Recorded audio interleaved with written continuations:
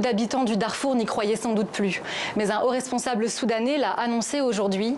Tous ceux visés par un mandat d'arrêt de la Cour pénale internationale pour les crimes commis au Darfour doivent être transférés au tribunal de La Haye. Il n'a pas nommé spécifiquement l'ancien président Omar el-Béchir, mais ce dernier est poursuivi depuis 2009. Il est accusé de génocide et de crimes contre l'humanité au Darfour, un conflit qui a fait plus de 300 000 victimes selon l'ONU.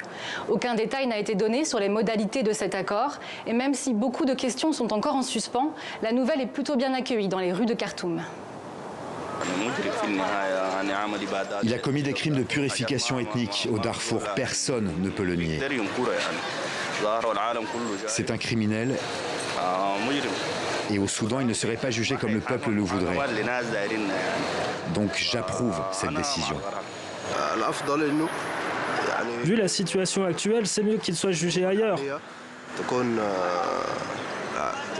à la Cour pénale internationale.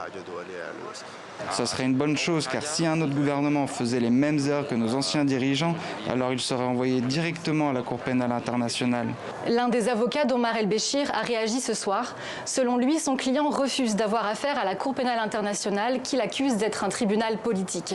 Du côté des autorités soudanaises, il s'agit d'un revirement plutôt inattendu.